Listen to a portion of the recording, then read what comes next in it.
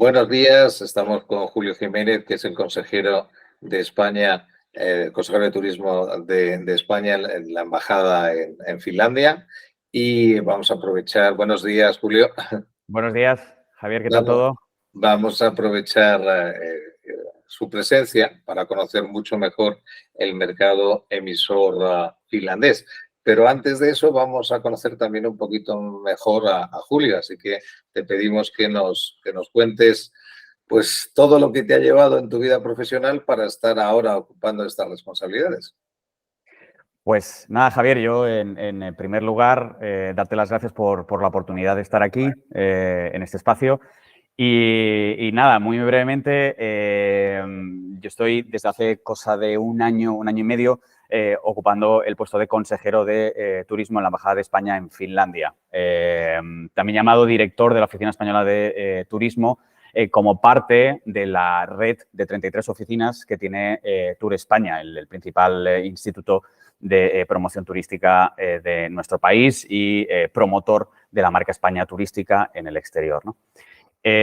Antes estuve como asesor en la Secretaría de Estado, en el gabinete de la Secretaría de Estado, en una época realmente muy convulsa, que fue la época de la paralización o del reset del sector turístico en marzo de 2020, a través del COVID o a raíz del COVID. Y posteriormente también todo el elenco de medidas que se tomaron por parte de las distintas administraciones para la protección del sector turístico, ¿no? Posteriormente, además, nos encargamos desde la Secretaría de Estado del diseño de lo que se conoció como el componente 14, el Plan de Modernización y Competitividad del Sector Turístico, que fue fundamentalmente un set de inversiones dirigidas a la transformación del sector turístico a través de los fondos Next Generation EU, ¿no? No sé si lo recordáis o si puede ser de interés para los espectadores, pero fundamentalmente a raíz del COVID, en la Unión Europea hay una reflexión un poco de cómo reactivar el conjunto de la economía europea a través de los distintos planes de recuperación. Entonces, estos eran planes financiados por la Unión Europea en uno de los mayores esfuerzos inversores que ha hecho la Unión en su historia, con el objetivo de la transformación de las distintas economías de la zona euro y del conjunto de la Unión hacia la digitalización y la sostenibilidad. Entonces, España fue uno de los pocos países que hizo una propuesta de inversiones dirigidas específicamente al sector turístico. Entonces, el componente 14, que es el componente específico, es el set de inversiones específicas dirigidas o vinculadas al turismo, fueron alrededor de 3.400 euros y eso es lo que es una de las cosas precisamente que hicimos en el gabinete de la Secretaría de Estado en la época de la pospandemia, ¿no? De la salida ordenada de la pandemia.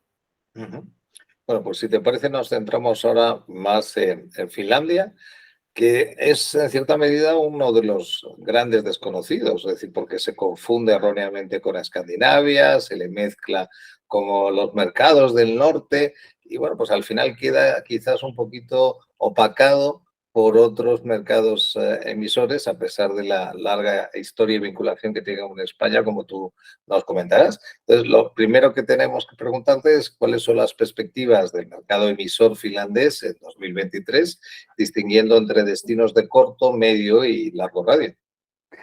Pues uno de los elementos clave precisamente de Finlandia es que Finlandia forma parte del club, vamos a decir así, de los países nórdicos, pero es verdad que tiene unas peculiaridades muy propias, en el sentido de que es el país más alejado de España dentro del club de los nórdicos. Además, también es uno de los países que hace frontera con Rusia y eso pues se ha visto o se ha puesto de manifiesto a partir de la invasión rusa en febrero de 2022, que tuvo un alto impacto en los índices de confianza de los consumidores aquí en Finlandia y también de la predisposición a viajar. Vemos una caída acelerada de dicha predisposición en un momento también de fuerte incertidumbre. A partir de febrero de 2022 vemos como no solamente en la prensa, sino en el día a día de los finlandeses, vemos cómo hay una disminución en la predisposición a tomar grandes decisiones en el largo plazo, precisamente por la situación de incertidumbre de la invasión por parte de Rusia de un país limítrofe con Rusia, ¿no? Teniendo en cuenta además que Finlandia no formaba parte, ahora ya sí, pero entonces no formaba parte de la OTAN.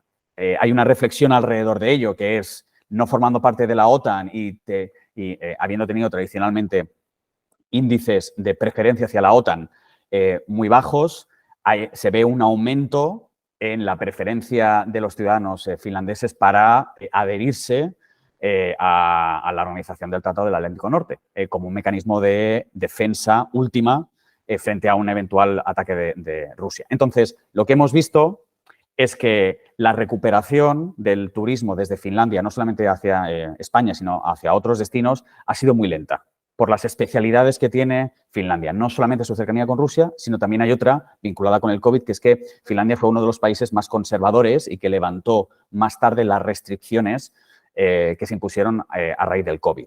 Entonces, lo que hemos visto es que ha habido una recuperación similar a la del resto de los nórdicos, pero más lenta debido a las especialidades del mercado finlandés, que, como hemos dicho, es la cercanía con Rusia, el levantamiento tardío de las restricciones y después también la lejanía que tiene con el destino España.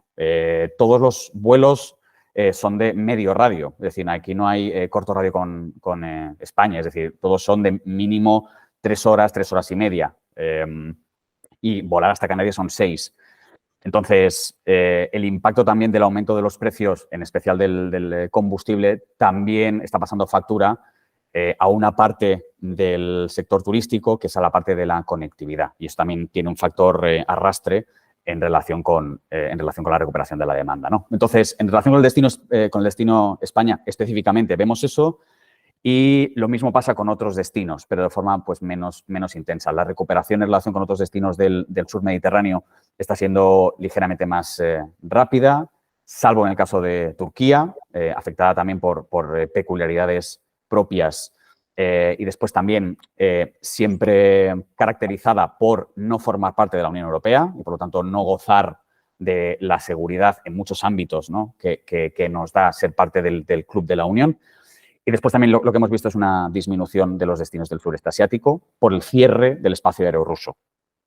Ya no se puede volar hasta China o hasta el sureste asiático como lo solía hacer Finnair, era 2 veces al día, ¿no? Y de Claro, vuelta. es que claro, Finnair se había convertido en uno de los feeders naturales para el sudeste asiático. Era realmente sorprendente una compañía aérea con un tamaño reducido y que competía muchas veces de tú a tú con Lufthansa, con British, en oferta de vuelos pero bueno, el hecho de no poder volar sobre Rusia, a diferencia de lo que puedan estar haciendo otras compañías aéreas no alineadas a la Unión Europea, es terrible, claro, porque te mete un incremento de tiempo y de costes, ¿no? Exacto.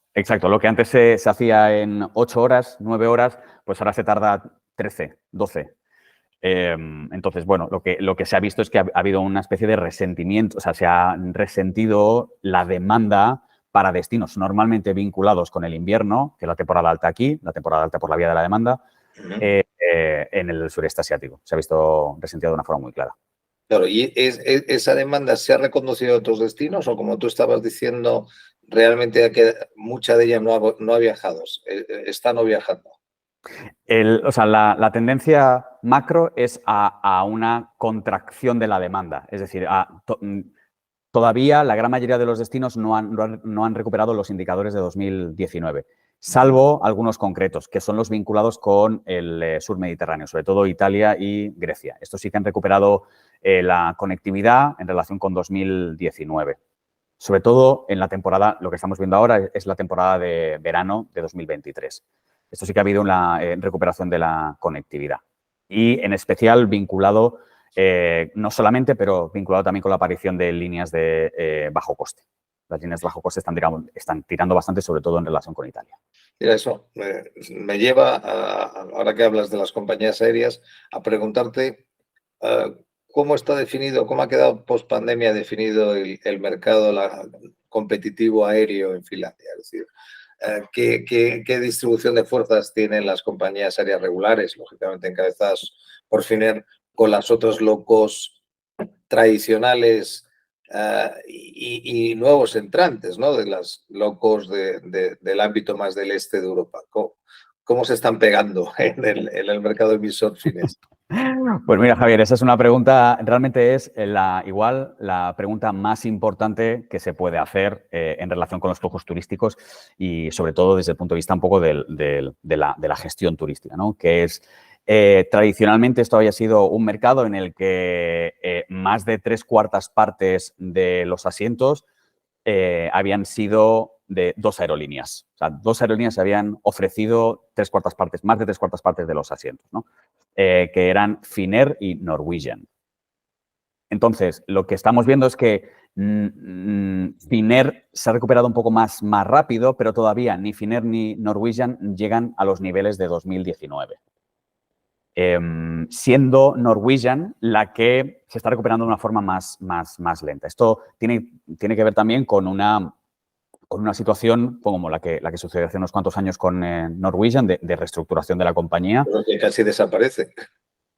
Y ello, precisamente, es lo que motiva que los planes de expansión de la compañía, pues, no sean, vamos a decirlo así, no sean agresivos, sino sean más lentos y con la idea de afianzar las distintas rutas y, sobre todo, el despliegue de la operativa. Sí, o sea que al final no hay otros entrantes, o sea, no hay un papel destacado por compañías como Ryanair, Vueling ni se plantea la entrada en ese mercado, Wizz Air tampoco, ¿no? Es decir, digamos que al final es el flag carrier, el legacy tradicional, con el competidor de low cost de la región, que todavía nos acordamos iba a revolucionar con el low cost en el long haul, que casi le cuesta la supervivencia de la compañía, ¿no? Pero bueno. Sí que es cierto que lo que vemos es aparición de algunas aerolíneas, pero es verdad que de acuerdo con su capacidad de carga, están haciendo un muy buen papel en el sentido de indicadores de rentabilidad digamos, de cuán de llenos van los aviones de estas nuevas aerolíneas, como por ejemplo Air Baltic, que tiene un vuelo directo desde Tampere hasta Málaga. Y además ejerce unas funciones también de conectividad indirecta a través de su hub en Riga bastante importantes. Es decir, desde Riga lleva a turistas finlandeses desde Turku, Tampere y Helsinki vía Riga a destinos como Gran Canaria o destinos como Bilbao, ¿no? Así como Valencia. Es importante lo que tú has enfatizado antes, porque no es algo que todos tengamos tan claro en mente, la distancia. Es decir, cuando estamos hablando de volar desde Riga a las Islas Canarias, es que estamos hablando de un vuelo de 6 o más horas. Es decir, esto no es el mismo planteamiento que un alemán que está saliendo de un vuelo y va a Gran Canaria, o de un británico que va a Tenerife. Estamos hablando, o más aún un peninsular. Es decir, estamos hablando de franjas de vuelo que ya te están situando en ciertos destinos, incluso próximos de Oriente Medio y Sudeste. O sea que es otra decisión de compra diferente y tiene un mérito adicional el hecho de que como España seamos capaces de convencerles que vuelen 6 horas para... yo me acuerdo hace muchos años, el que fue presidente de IFTO, Martin Brackenbury, decía que las expectativas de un destino se medían en horas de vuelo. Y es verdad, cuantas más horas estás metido en un avión, más esperas que lo que encuentres cuando aterrices sea más impactante y te guste más, porque te has tirado muchas horas salir y las que te quedan para volver. Entonces... Desde luego, lo de España es una anomalía. Es decir, la posición de España dentro del mercado finlandés es una anomalía histórica, si me permites decirlo, en el sentido de que es consecuencia de una actividad promocional intensa, no solamente de España en su conjunto, sino también de distintos destinos españoles. Pero es verdad también que, claro, si cogemos las estadísticas que nos da el propio servicio de estadísticas finlandés, donde se nos dice que España es el segundo destino más relevante desde el punto de vista turístico para los finlandeses después de después de Estonia. Y tercero es Suecia. Es decir, es el destino donde los finlandeses visitan más, pasando la noche y por motivos de ocio, de todo el mundo. Entonces, un destino que está a 3, 4 horas, 6 horas, ¿no?, que es el segundo destino preferido por parte de los finlandeses, pues en el fondo es una anomalía, porque lo más cercano es Estonia, pero lo segundo... Ir de Helsinki a Tallinn pues te lleva como 1 hora y pico en el barco, más o menos. O sea, eso es todo el enorme esfuerzo que tienes que hacer con un servicio, pero, hombre, en invierno es más complicado, pero invierno me refiero por la problemática de... Pero vamos, que es como si se planteara el tráfico entre Portugal y España. Coño, pues es natural. Exacto. Pero aquí la verdad es que tiene mucho mérito. Mira, hablando de esa predicción por España, ¿qué zonas españolas son las que tienen más presencia finlandesa? Pues mira, esa es una buena pregunta también, porque nos permite también pensar en nuestro destino como un destino de destinos, en el fondo, ¿no? Como un destino que permite diferenciar en función de las distintas regiones y que además eso permite mejorar o enriquecer la experiencia de los turistas finlandeses. Es decir, no es solamente que los turistas finlandeses vayan a España, como pasa de hecho en otros países, y tengan una experiencia que es fácilmente replicable. Nosotros lo que queremos es otra cosa distinta, es que las experiencias sean únicas y que, por lo tanto, puedan introducir diferencias en sus experiencias cada vez que vengan a España. Y, de hecho, repiten. Y ese es el elemento clave cuando pensamos un poco en el funnel de ventas de nuestro destino en Finlandia. Es decir, no solamente el hecho de que, digamos, que consideren nuestro destino, no solamente que tengan intención de comprar nuestro destino y de que compren, sino que en la última fase del funnel que fidelicen, es decir, que vuelvan, ¿no? Y eso es una cosa que nos permite hacer nuestro destino fruto o gracias a la diversidad de destinos en nuestro destino, a la diversidad de destinos españoles que se promocionan en el mercado finlandés. Entonces, el destino prioritario es Canarias. Canarias en el 2022 aglutinó alrededor del 34% de los turistas finlandeses que visitaron nuestro país y en especial en el invierno. Un invierno desde el punto de vista amplio, un invierno que va desde octubre hasta marzo. Y, de hecho, es uno de los destinos preferidos por parte de los turistas finlandeses. Seguido muy de cerca por parte de Andalucía. Andalucía aglutinó alrededor del 29%. Entonces, vemos que estos son los dos destinos prioritarios. Andalucía también es un destino de todo el año y en Andalucía está una de las comunidades más importantes de residentes finlandeses fuera de Finlandia, en especial en la Costa del Sol malagueña y en especial en Fuengirola. Allí hay un asentamiento de finlandeses, hay una congregación de finlandeses que viven ahí y, de hecho, Andalucía es la comunidad autónoma con más residentes finlandeses censados en toda España, ¿no? Y después tenemos Comunidad Valenciana y Cataluña, con más de un 13% en el caso de la Comunidad Valenciana y un 12% en el caso de Cataluña. Este análisis de los destinos me lleva a la siguiente reflexión, y es la tipología de viaje, el tipo de viaje que eligen. Y la pregunta es doble, ¿cuál es el tipo de viajero, el tipo de viaje que eligen, la motivación, etcétera? Y la segunda parte de la pregunta es si has notado cambios significativos en alguno de esos parámetros en el 23 con respecto al 19. Pues fíjate que dentro de la distinta, o digamos, de la segmentación que nosotros utilizamos en Tour España, con el objetivo de clasificar o de calificar, ¿no?, las distintas aspiraciones de los turistas finlandeses cuando vienen aquí, además también pues su composición pues desde el punto de vista de la edad, de su relación familiar, en fin, incorporamos una serie de elementos y los aglutinamos en distintos segmentos, ¿no?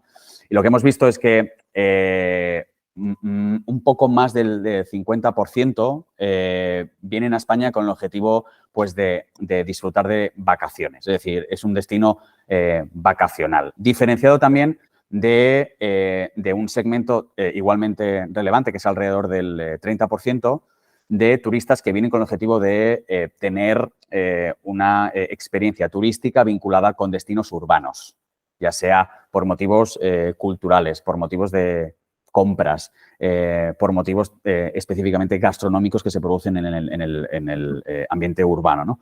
Y después tenemos un último segmento relevante que son los destinos de naturaleza o de interior, ¿no? Que aglutinan un poco menos, yo diría que es alrededor de entre el 15 y el 20%, y son destinos que en el fondo atraen a turistas finlandeses que conocen bien España, que ya, digamos, que no quieren experimentar España desde el punto de vista tradicional, vacacional, del sol y playa puro, sino que quieren ver más cosas, ¿no? Normalmente lo que hacen es, el 67% se alojan en hoteles y alrededor de un tercio, un 30 y pico por ciento, vienen a España a través de la intermediación. Y lo que es común, de hecho, en todos los segmentos y en todos los tipos de viajero es la preeminencia de la comercialización online. Es decir, Finlandia es un país altamente digitalizado y se utiliza Internet para relacionarse con la administración, para realizar cualquier tipo de gestión, para realizar compras y después también, efectivamente, para reservar. Pero ahora que hablas tú del tema importante, la distribución y el online, el offline, quizás se olvida que en realidad para hacer la foto correcta hay que pensar en una matriz de comercialización directa o indirecta, online y offline. Entonces, en este caso, la pregunta sería, sabemos que también la turoperación ha evolucionado hacia el online. ¿Sigue teniendo un peso fuerte la turoperación en Finlandia o ha ido perdiéndolo en favor de que los clientes seleccionen por un lado el billete aéreo y por otro el alojamiento hotelero y se monten el viaje a su medida?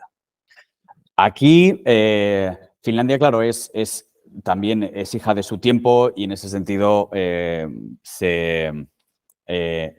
sufre también de los cambios en los distintos mecanismos de comercialización que están ocurriendo en todos los países del mundo, o al menos en Europa, ¿no? En el norte de Europa. Es decir, hay una tendencia a la venta y sobre todo a la comercialización especialmente relevante online, pero después también los turistas acuden más a instrumentos de confección de su viaje independientes. Es decir, cada vez hay más plataformas que permiten la confección de tu propio viaje de una forma independiente y además pudiendo contratar distintos servicios en plataformas únicas, ¿no? Y eso yo creo que es un elemento también consustancial a otros países del norte de Europa. Sin embargo, lo que sí que se ve aquí es todavía una preferencia por la turoperación. Es decir, la turoperación mantiene su peso con algunas modificaciones que han tenido que hacer por parte de las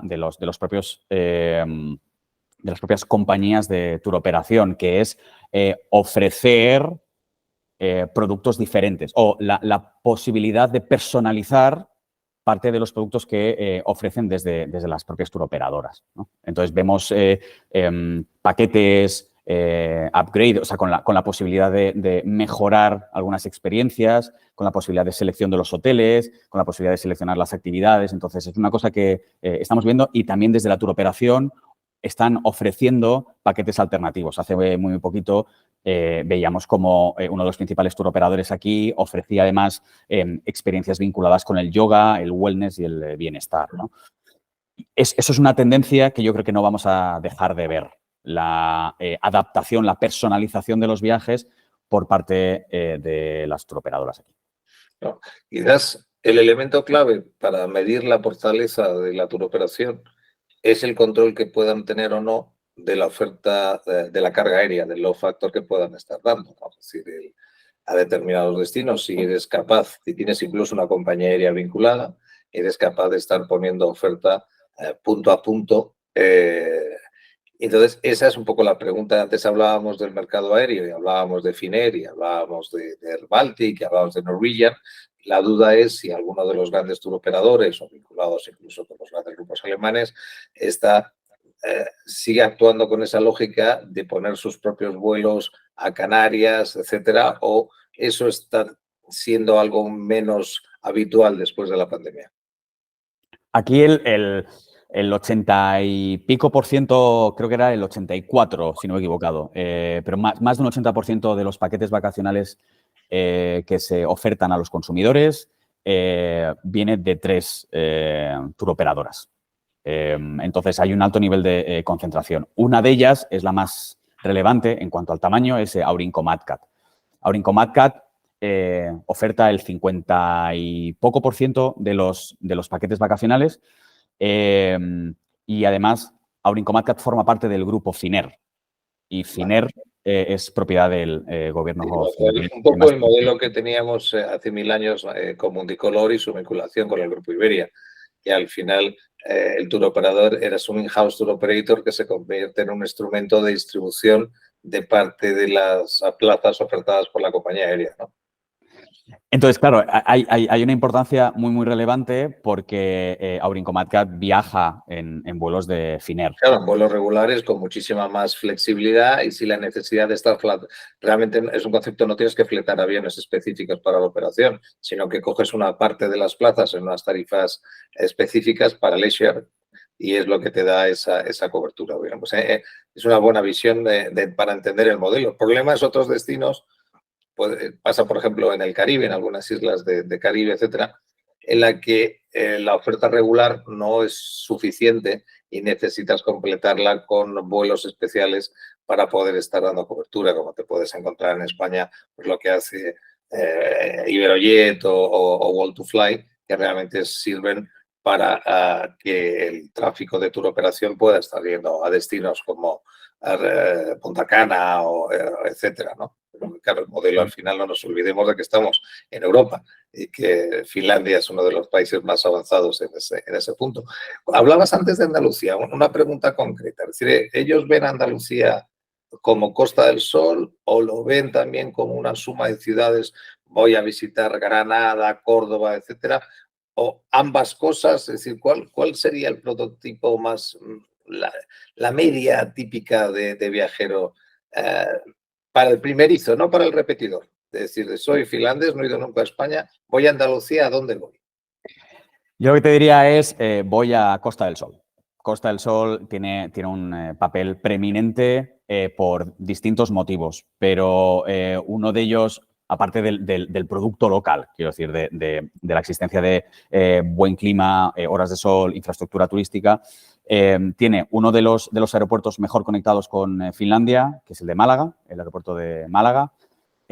Además, número 2, tiene la colonia más importante de finlandeses que residen allí y eso también genera un efecto atracción, sobre todo para un perfil de turista finlandés que es el perfil de turista silver, ¿no? Digamos, de tercera edad, jubilado. De hecho, un tercio de los turistas finlandeses que vienen a España son pensionistas. Por lo tanto, alto poder adquisitivo, de acuerdo con las pensiones finlandesas, que rentan bastante. Mucho tiempo disponible. Claro. Capacidad para volar en días que no son los días pues, más ocupados de la semana y además lo mismo también, pero desde el punto de vista de los meses. Es decir, pueden volar también en meses de temporada no tan alta, ¿no?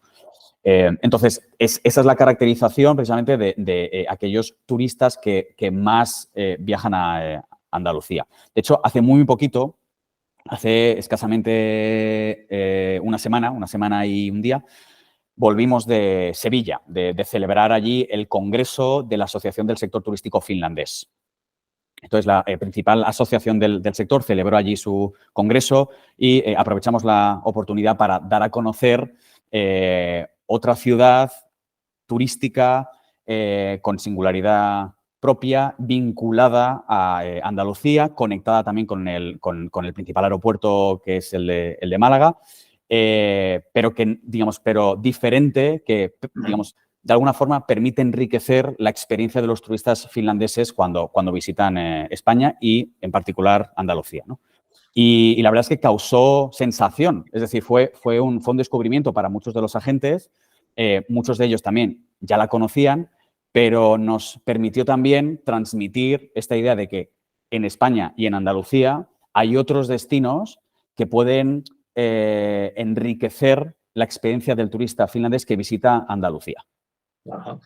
Hablabas de la preeminencia del viajero Silver, ¿no? Y eso lleva, ¿te acuerdas que hace años una de las preocupaciones que había en el entorno de Tour España y del propio sector era el miedo de que los hijos no quisieran viajar a los destinos a los que sus padres habían ido múltiples veces y les habían llevado a ellos de niños, ¿no? Dice, pues yo alemán, yo inglés, yo ya he ido 3 veces o 4 o 5 o 6 a España, ahora que tengo 20 y tantos, 30 años, ya no me da la gana, ¿no? Entonces, eso afortunadamente no está sucediendo, pero sí quería preguntarte si en el caso de Finlandia ves que pueda haber cierto menos atractivo en la gente más joven por el destino de España o no es o lo que ven, como tú decías, como somos un destino de destinos, quizá lo ven de una forma más capilar. Yo lo que creo es que, claro, que aquellos niños se hacen mayores, como nos pasa a todos, ¿no? Sí, Y empezamos a ver las cosas como nuestros padres. exacto, eso es verdad. ¿No? Y empezamos a pensar, ostras, pues igual me apetece Igual mucho más, tenían ¿no? razón nuestros padres, ¿no? Y querían ir a un hotel a estar tranquilos o querían experimentar pues una ruta de montañismo o querían, en fin, ¿no? Entonces aquí es verdad que hay algunos destinos, sobre todo los más urbanos, que son conocidos por parte de los jóvenes, es decir, y yo estoy pensando ahora mismo en Barcelona, por ejemplo, ¿no? Es un destino muy, muy conocido en el sector millennial, pero es cierto también que cada vez más los millennials, ojo, con modificaciones en relación con sus gustos y sus preferencias, fruto de ser de una generación distinta. Pero es verdad que se enfrentan a los mismos deseos, al deseo de escapar del invierno, al deseo de desconectar del trabajo, al deseo también de visitar con la familia que ya están teniendo, con sus hijos pequeños. Aquí recordemos que la tasa digamos que el momento de emancipación es mucho más pronto que en España. Se tienen hijos más jóvenes, hay un sistema también de protección social muy, muy intenso que permite, pues eso, tener hijos más jóvenes, emanciparse antes, ¿no? Entonces, esa gente también se da cuenta antes, pues, de las bondades pues eso, de descansar en España, ¿no? Entonces, no estamos viendo alteraciones de generación a generación. Sí que estamos viendo diferencias entre generaciones, eso sí. Fenomenal. Última pregunta, Julio. ¿Cuáles son los objetivos de Tour España con respecto al mercado finlandés en este 2023 y en el año que viene? Pues el objetivo fundamental es aumentar el gasto turístico.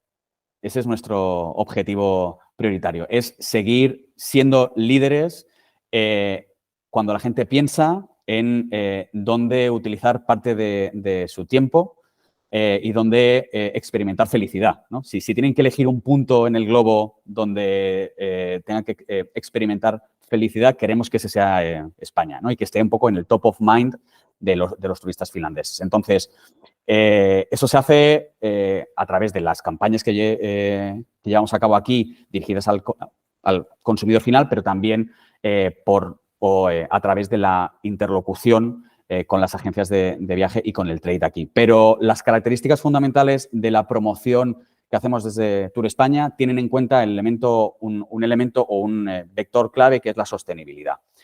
Y además, la sostenibilidad se manifiesta en el lanzamiento de las campañas o en el conjunto de la actividad de la oficina a través de 3 elementos, que es la diversificación del producto turístico, es decir, ofrecer a los finlandeses, ya sea directamente o a través de la intermediación, productos turísticos diferentes de los tradicionales, a través de la desestacionalización, es decir, ofrecer a los turistas experiencias fuera de las temporadas tradicionalmente altas, y a través de la desconcentración, es decir, ofrecer a los finlandeses destinos nuevos, distintos de los que ya conocen, ¿no? Esas son un poco las características esenciales que definen la promoción turística que hacemos desde Tour España en Finlandia.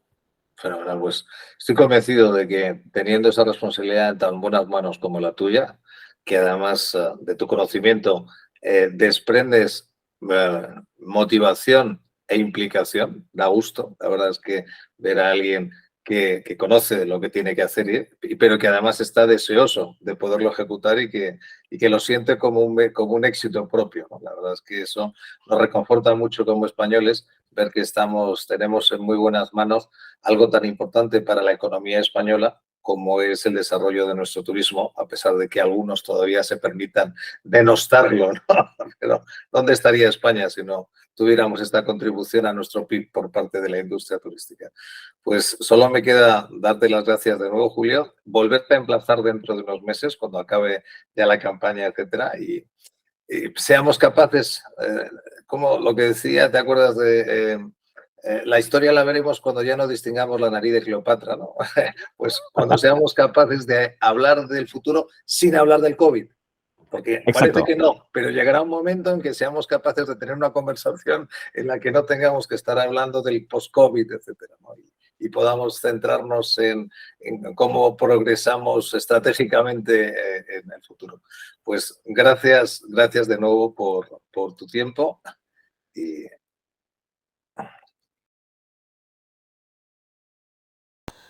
TravelThink is a non-profit initiative launched and managed by Dr. Javier González Soria in 2006, focused on new trends, innovation, and startups in the travel tech space.